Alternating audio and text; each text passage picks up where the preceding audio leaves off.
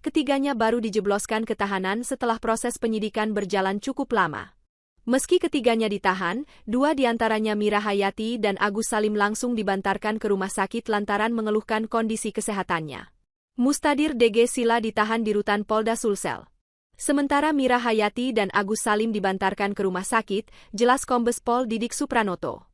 Agus Salim sempat dirawat karena mengalami sesak napas dan nyeri dada mendapatkan perawatan di RS Ibnu Sina Makassar di LT5.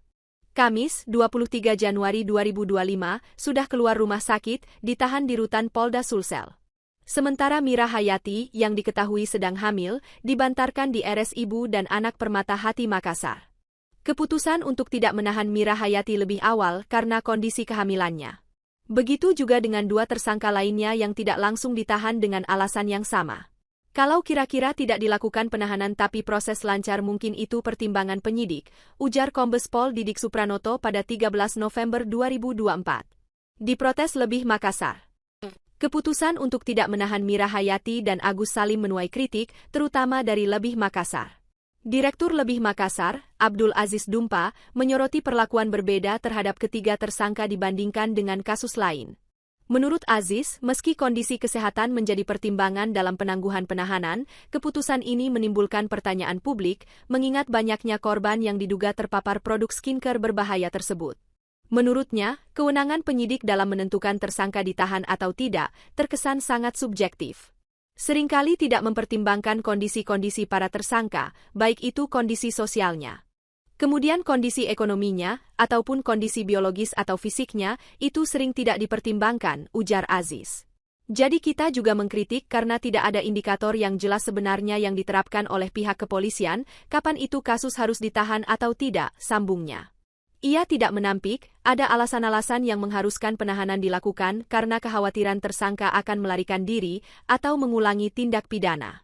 Jika dibandingkan kasus skincare berbahaya dengan tersangka owner Mira Hayati, Mustadir DG Sila, dan Agus Salim, penyidik harus mempertimbangkan betul terkait penangguhan penahanan ketiganya. Sebab kasus ini menjadi perbincangan halayak ramai dan diduga yang menjadi korban tidak sedikit. Kan kasus skincare ini banyak korbannya, sehingga yang sebenarnya kenapa dia menjadi viral, karena banyak yang sudah merasa menjadi korban dari peredaran kasus skincare, ucap Aziz.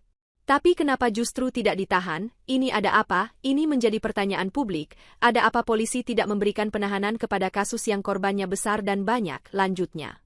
Aziz tidak mau berspekulasi lebih jauh terkait penangguhan penahanan tiga tersangka skincare itu. Hanya saja, sepengetahuan dia, ada dua syarat jaminan penahanan seseorang dapat ditangguhkan, yaitu jaminan uang atau orang.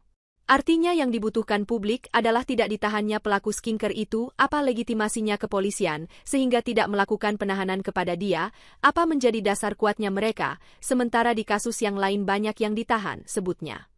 Alumni hukum Unhas ini pun meminta agar Propam Polda Sulsel turun tangan melakukan pengawasan atas pertimbangan penangguhan penahanan oleh penyidik tersebut.